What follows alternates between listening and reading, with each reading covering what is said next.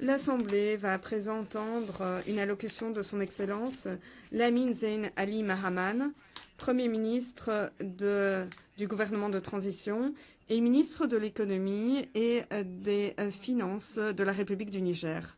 J'invite le protocole à bien vouloir accompagner son Excellence, que j'invite à prendre la parole devant l'Assemblée.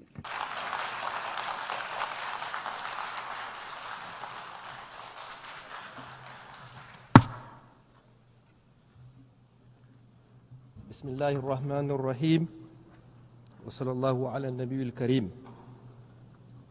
Excellences, Mesdames et Messieurs les chefs d'État et de gouvernement, Mesdames et Messieurs les chefs de délégation,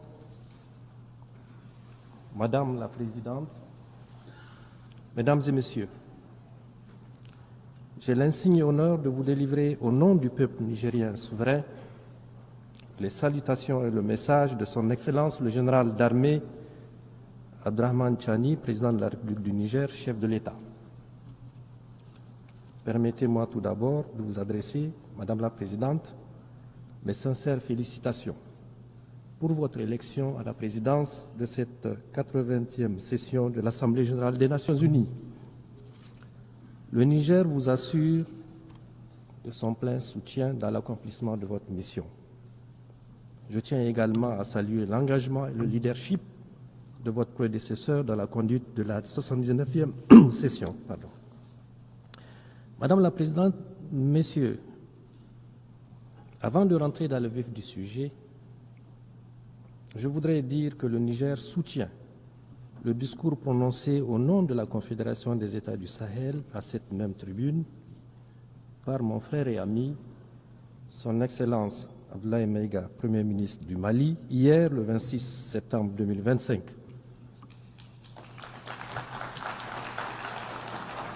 Il a ainsi exprimé avec force les aspirations de notre Confédération et de son peuple au respect de notre souveraineté, à la défense de nos intérêts et à la coopération sincère avec tous les pays épris de paix et de justice. Madame la Présidente, Mesdames et Messieurs, je tiens solennellement à exprimer ici la volonté du peuple nigérien souverain, à travers son gouvernement, à entretenir des relations amicales et de coopération avec tous les gouvernements et des peuples épris de paix et de justice. Cela dans le respect des valeurs et principes définis par la Charte des Nations Unies de notre souveraineté et de nos intérêts. Comment d'ailleurs peut-il en être autrement quand on sait que tout au long de leur histoire, les peuples de l'espace nigérien et du Sahel en général, riches de leur grande diversité sociale et culturelle, ont toujours su puiser dans leurs valeurs ancestrales pour tisser des liens séculaires et coexister harmonieusement entre eux et avec leurs voisins. Parmi ces valeurs qui fondent notre lien social, notre unité et nos aspirations communes, figurent en bonne place le brassage interethnique et la parenté à plaisanterie, le respect de l'altérité, la tolérance religieuse, la solidarité, la paix. Tout au long de notre histoire, nous avons renforcé le brassage entre les populations Hausa, Zerma, Peul, Touareg, Kanouri, Gourmanché, Toubou, Arabe, Boudouma. Ce brassage nous a permis de créer des liens de sang et des alliances indestructibles entre les Nigériens. Madame la Présidente, Mesdames et Messieurs, vous pouvez le constater aisément, le peuple nigérien, les peuples du Sahel, donc, ont une grande tradition de vivre ensemble dans la diversité, la solidarité, la paix et la cohésion.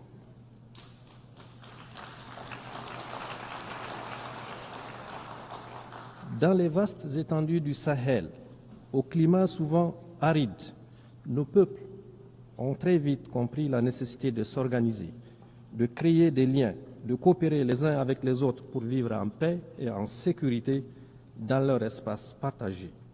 Ces peuples ont compris que se tenir ensemble et être solidaire n'est pas qu'une option pour être plus fort, mais la condition de leur survie.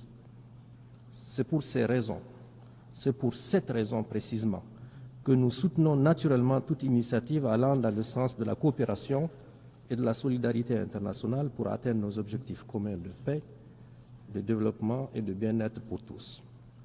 C'est pour la même raison que nous nous élevons contre toute initiative et toute action qui sape les efforts de la communauté internationale pour assurer la paix et le développement. Fort de ces principes, les peuples nigériens condamnent sans réserve le génocide israélien à Gaza et apportent son soutien le plus fort à la création d'un État palestinien souverain.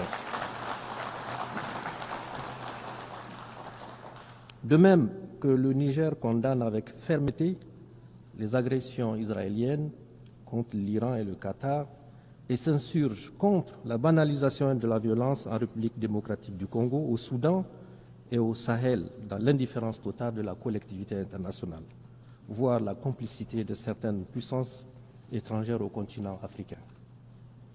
Madame la Présidente, Mesdames et Messieurs, les acteurs directs intervenant à découvert dans les conflits ne sont pas les seuls responsables de l'insécurité et de l'incertitude que vit le monde aujourd'hui. En effet, le Niger tient à dénoncer également l'inaction de tous ceux qui ont les moyens d'agir en faveur de la vérité et de la paix. Le silence de ceux qui ont la voix porte l'indifférence des égoïstes qui sont prêts à déstabiliser des pays en toute une région pour leurs seuls intérêts. Le manque d'humanisme de ceux qui agissent sournoisement pour semer la mort chez les autres et la bêtise des traîtres à leur patrie et de leur continent.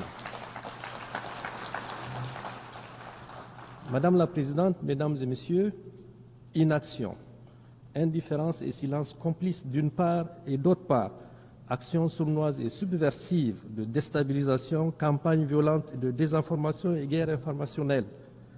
Telles sont les réalités auxquelles mon pays et la Confédération des États du Sahel, Confédération AES, font face dans notre lutte contre le terrorisme importé et sponsorisé.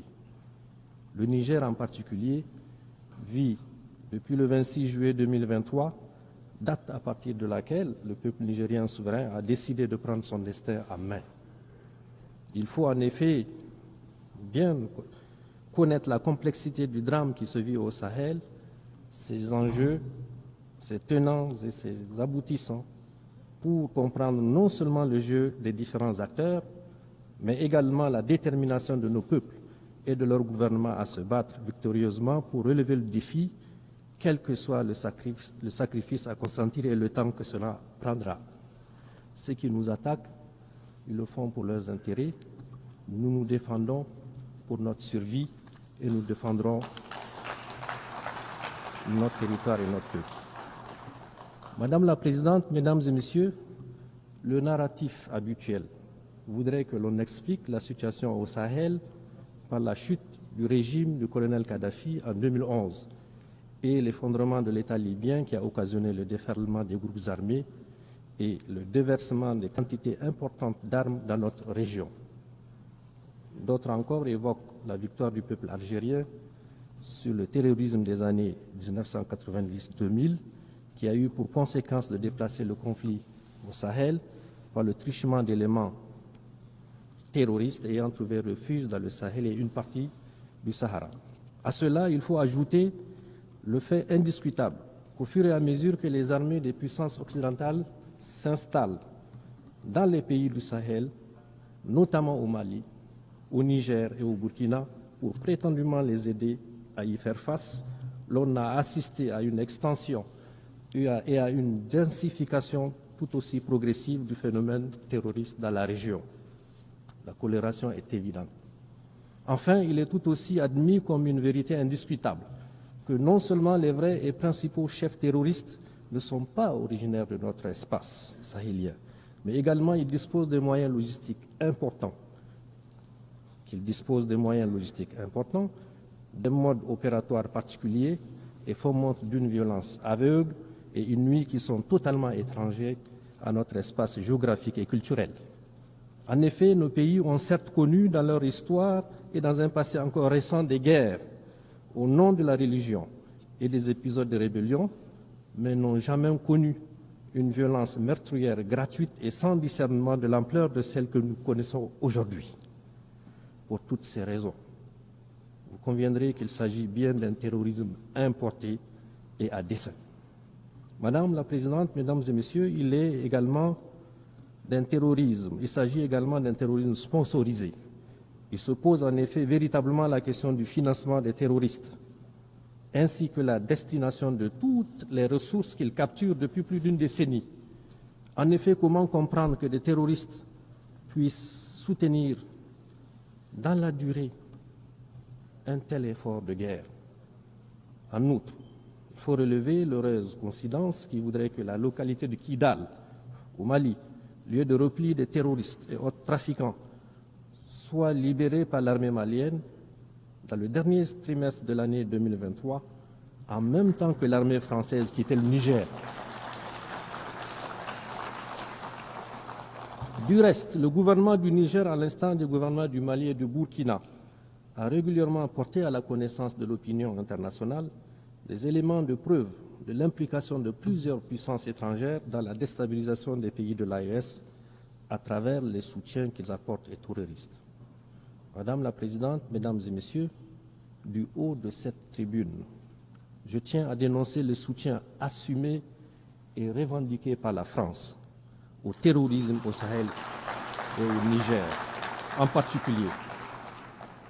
En effet, depuis le renvoi de ces troupes du Niger en 2023, comme il l'a annoncé, le gouvernement a mis en place un véritable plan sournois et subversif de déstabilisation de mon pays qui consiste, entre autres, à renseigner, former, financer et équiper les terroristes.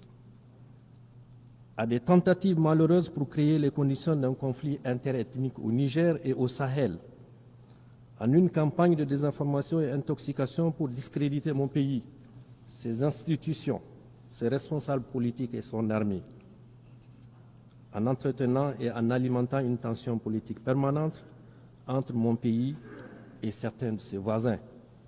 À cela, il faut ajouter la guerre économique et financière sans précédent qui consiste notamment dans la volonté haineuse de la France de saboter tous nos projets de développement en démobilisant les investisseurs et en votant systématiquement contre mon pays au niveau de toutes les institutions financières internationales telles que la Banque africaine de développement, la Banque mondiale et le FMI.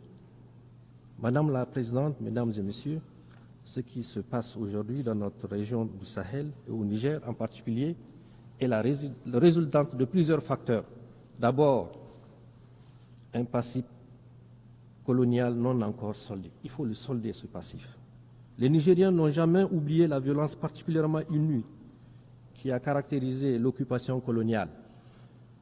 La tristement célèbre mission Voulé et Chanoine et d'autres expéditions militaires encore se sont distinguées par la mort et la torture à grande échelle qu'elles ont semées à Terra, il y a quelques années seulement, à Djoundjou, Douchi, Koni, Tessawa et à Zender, où un sultan même a été exécuté.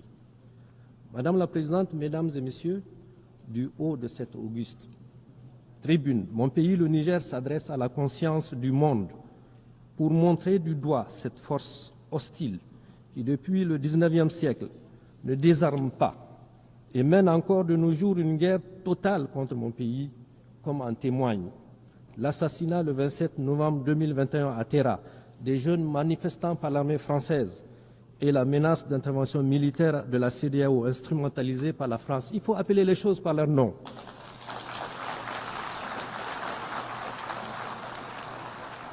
Le terrorisme abject commandité par ce pays qui commet des crimes odieux dans l'espace AES, notamment celui de Fambita, où le 21 mars 2025, 44 fidèles musulmans ont été froidement exécutés en pleine prière de vendredi. Cette tribune m'offre aussi l'occasion de rendre un hommage et d'avoir une pensée pieuse pour tous nos soldats tombés et les civils assassinés par les balles de nos ennemis. Ces crimes nous rappellent d'ailleurs ceux commis par la France au Niger depuis 1899 et qui saignent encore dans notre mémoire collective.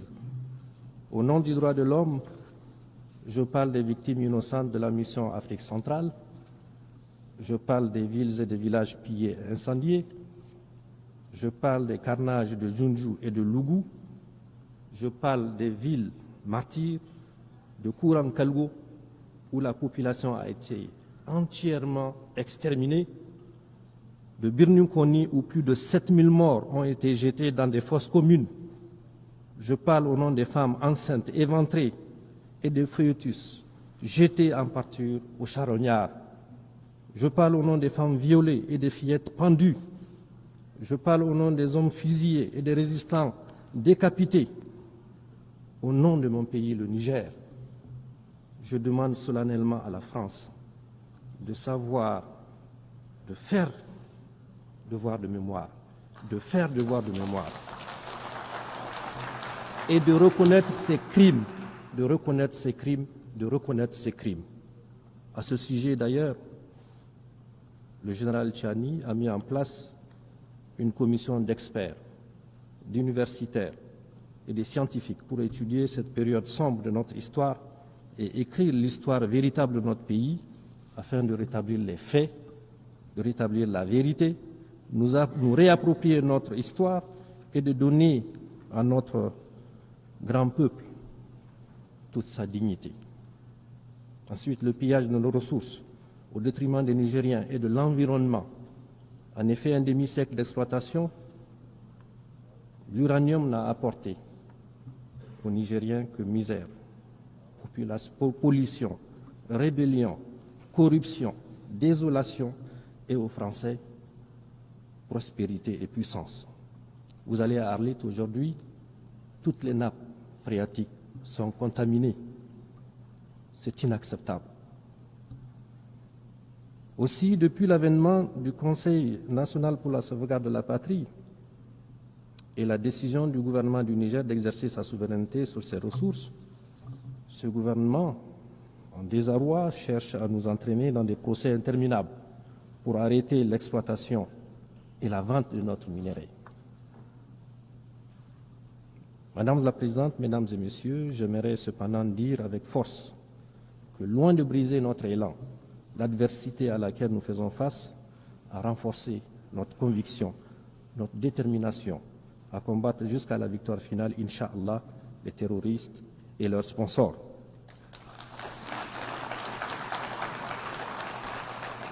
Nous pouvons d'ores et déjà nous réjouir de certains résultats structurants réalisés. Ce que le peuple nigérien a réussi depuis le 26 juillet 2023, avec la prise de pouvoir par le CNSP, c'est d'inscrire notre pays dans une nouvelle trajectoire qui, cette fois-ci, est porteuse d'espoir. Ce que nous avons réussi, c'est de renvoyer de notre pays, sans haine, ni violence, ni rancune, les forces qui entravaient notre souveraineté et empêchent nos forces de défense et de sécurité de monter en puissance pour accomplir efficacement notre mission. La doctrine des soldats nigériens, des militaires nigériens, on ne devrait recevoir aucun soldat sur notre territoire. C'est une mission qui nous revient à nous.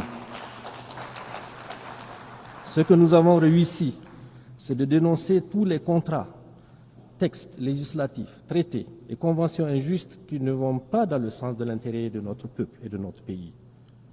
C'est un signal fort pour tous ceux qui ont l'habitude et l'intention de piller le Niger que désormais notre pays défendra ses intérêts sans complaisance et avec tous les moyens à notre disposition. Ce que nous avons réussi, c'est l'affirmation de notre souveraineté sur nos ressources naturelles longtemps spoliées et pillées par des puissances étrangères, avec la complicité, malheureusement, de certains de nos compatriotes. Ce que nous avons réussi, c'est l'unité de notre peuple sur des questions d'intérêt national. Désormais, tous les Nigériens regardent dans le même sens, dans la même direction, celle qui préserve l'intérêt supérieur de notre pays. Les Nigériens ont compris que la bataille qui se mène est une question collective, d'où l'émergence spontanée d'une nouvelle devise populaire, la Boussanino en germain, Zanchankasane en Hausa, Haleleidino en Fulfouté, ce qui signifie qu'il s'agit là d'un enjeu véritablement national. Ce que nous avons réussi, c'est de réveiller le patriotisme est le bâtisseur des nations qui dort en chacun d'entre nous. Les Nigériens, longtemps foulés aux pieds par des individus au service des intérêts personnels, se disent aujourd'hui qu'ils sont des partisans de cette souveraineté qu'il faut absolument défendre. Ce que nous avons réussi, c'est le soutien sincère de la population au gouvernement, qui font désormais corps pour engager le pays sur la voie du progrès. Ce que nous avons réussi, c'est de prouver que le Niger peut tenir debout, faire face courageusement et avec succès au terrorisme, assurer ses dépenses de souveraineté, faire des dépenses d'investissement, bref, vivre sans la prétendue assistance étrangère, souvent utilisée pour menacer ou humilier notre peuple. Ce que nous avons réussi, c'est que pour la première fois dans l'histoire de notre pays, les décisions qui engagent notre pays, notre peuple, sont prises au Niger, par des Nigériens, et dans l'intérêt du Niger et nulle part ailleurs. C'est d'ailleurs ce qui a permis, en toute responsabilité, et malgré le contexte difficile que nous connaissons, de prendre des mesures sociales, à la fois symboliques et fortes, qui sont, entre autres, la baisse des prix à la pompe de l'essence et du gasoil, la diminution des coûts de certains actes médicaux et chirurgicaux, la baisse des frais de scolarité et le soutien au prix de certains denrées de première nécessité. Madame la Présidente, Mesdames et Messieurs, comme vous pouvez le constater, notre pays, le Niger, s'est engagé dans une nouvelle dynamique de gouvernance. Cette approche a été consolidée par les assises nationales tenues à Niamey du 15 au 20 février 2025 et a rassemblé l'ensemble des forces vives de la nation. Ces assises ont abouti à l'adoption d'importantes recommandations et à l'élaboration d'une charte de refondation. Elles ont également permis, conformément à la charte, de mettre progressivement en place nos institutions, le Conseil consultatif de refondation, la Cour d'État, la Cour des comptes, la Commission de lutte contre la délinquance économique, financière et fiscale, l'Observatoire national de la communication, l'Autorité de régulation de la commande publique. Ensuite, sur le plan diplomatique, le Niger a non seulement élargi sa carte diplomatique avec l'ouverture de plusieurs représentations diplomatiques et postes consulaires, mais également a redéfini le cadre de sa coopération avec ses partenaires. Ce cadre est désormais fondé sur le respect absolu de notre souveraineté, de nos choix stratégiques et des aspirations légitimes du peuple nigérien. Le Niger n'est donc pas isolé. De même, le Niger s'est également engagé dans un vaste programme de production agricole visant à assurer l'autosuffisance alimentaire de ces laborieuses populations dans la mise en œuvre de milliers d'hectares de terres arables à travers la grande irrigation que le chef de l'État a demandé qu'elle soit une réalité. Les résultats auxquels nous sommes parvenus sont encourageants en un an de mise en œuvre. En effet, pour la première fois de notre histoire récente, le pays ne connaît pas de période de soudure. Cette période au cours de laquelle, généralement, l'aide alimentaire est sollicitée auprès de la communauté internationale. Notre ambition est que le Niger conquiert sa souveraineté alimentaire, Inch'Allah.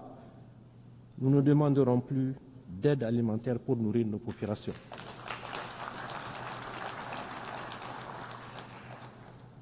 Au plan économique, malgré les sanctions iniques imposées au Niger et le blocus économique et financier, soutenu justement par ce pays, qui est la France, qui tente toujours de mettre en place un mécanisme pour bloquer, nous avons courageusement maintenu le cap des réformes macroéconomiques qui se sont traduites notamment par une inflation sous contrôle à moins 0,1% en fin août 2025 et escomptant une croissance économique en termes réels d'environ 7% sur la période 2025-2028. En outre, notre déficit budgétaire, qui était de 5,4% du PIB en 2023, sera, Inch'Allah, contenu à 3%. Déjà, on a les résultats à la fin de l'année 2025. Enfin, des efforts considérables sont déployés pour améliorer notre profil d'endettement. Madame la Présidente, Mesdames et Messieurs, relativement à la question des droits de l'homme, le Niger réaffirme son attachement aux instruments juridiques internationaux auxquels il est partie. Toutefois, il dénonce avec force l'approche différenciée et sélective observée dans l'application des principes des droits de l'homme par certains pays dont le seul but, créer une alliance stratégique qui est la Confédération des États du Sahel. Ceux qui m'ont précédé, mes frères du Burkina et du Mali, l'ont déjà dit. Cette alliance nous permettra certainement de mutualiser nos efforts dans le sens de renforcer notre sécurité, de faire en sorte que notre diplomatie qui fonctionne parfaitement bien, de produire des résultats et sur le plan du développement, d'avoir des projets structurants qui puissent répondre aux aspirations et aux besoins de nos populations. Dans ce cadre, comme je l'ai dit, nous coordonnons nos politiques et construisons ensemble notre avenir avec nos propres idées, nos propres moyens et sur des valeurs ancestrales, dans un espace qui sera, Inch'Allah, débarrassé de toute forme de menace.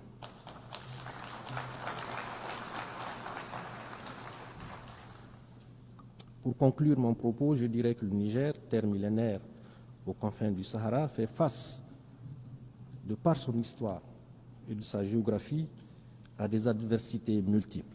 Il faut le dire, les effets du changement climatique, des sécheresses suivies des inondations qui rendent la vie de nos agriculteurs et éleveurs de plus en plus précaire, les défis de nos populations et le maintien d'une grande partie de notre jeunesse dans le besoin, malgré la richesse de notre sous-sol longtemps exploité par des puissances étrangères. Le terrorisme encouragé et financé par les puissances occidentales. Chaque fois que nous dénonçons les accords léoniens qu'ils faisaient signer pour continuer à exploiter nos ressources à leur guise. Ce terrorisme orchestré endeuille nos villes, vide nos campagnes et leurs forces vives. De leurs forces vives et en la terreur et prive nos populations rurales d'écoles et de soins médicaux. Mais le Niger, ensemble avec les deux autres pays, le Burkina et le Mali, sont en train de reconnaître, de renaître. Et la refondation est aujourd'hui en marche, sous l'impulsion de nos trois chefs d'État et par la ferme volonté de son peuple déterminé à prendre en charge son destin. La refondation en cours au Niger n'est pas une rupture avec la communauté internationale, mais l'affirmation solennelle de notre souveraineté, de notre dignité et de notre droit inaliénable à choisir nos partenaires pour le bien-être de nos enfants. Notre priorité absolue demeure donc la sécurité, la lutte contre le terrorisme que nous avons engagé. Nous la faisons pour nous-mêmes, pour notre région, pour la stabilité du monde entier d'ailleurs. Car nous avons compris que nous ne pouvons compter que sur nos propres forces et non sur l'ONU. L'ONU impuissante, gênée par les droits de veto des pays occidentaux. Il faut que l'ONU se reforme. La refondation du Niger passe aussi par le progrès économique à travers une exploitation judicieuse et responsable de nos ressources naturelles immenses et variées. Nous avons décidé que ces richesses profitent davantage à notre peuple. À cet égard, nous avons engagé une gouvernance vertueuse et nous invitons les investisseurs internationaux qui le souhaitent à nous accompagner dans un partenariat gagnant-gagnant. Nous tendons la main à tous les pays du monde qui croient en un partenariat fondé sur le respect mutuel, sur la justice et la solidarité. La refondation, c'est aussi et surtout assurer la sécurité et l'autosuffisance alimentaire dans notre pays. À cet égard, notre gouvernement mise sur l'agroécologie et la grande irrigation. Je le disais plus haut, compter sur nos propres moyens reste le credo du chef de l'État, le général Tchani. Madame la Présidente, nous croyons encore au multilatéralisme comme voie pour relever les défis globaux. Cependant, cette valeur doit être réformée pour être plus exclusive, inclusive et plus juste. L'Afrique doit avoir sa place, la place qui lui revient dans les instances de décision internationales, y compris au Conseil de sécurité. La voix de l'AES doit être entendue lorsqu'on discute de la paix dans le monde. Nous avons notre partition à jouer. Travaillons ensemble à bâtir. Travaillons ensemble à bâtir un monde plus juste, plus équilibré, plus résilient. Un monde où la sécurité n'est pas le privilège de quelques puissances, mais le droit de tous les pays, qu'ils soient grands ou petits. Un monde où la vie de chaque nation compte sans aucune discrimination, et où les cris des peuples sont entendus.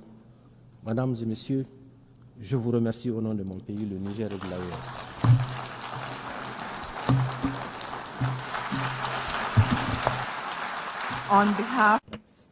Au nom de l'Assemblée, je remercie le Premier ministre du gouvernement de transition et ministre de l'économie et des finances de la République du Niger. L'Assemblée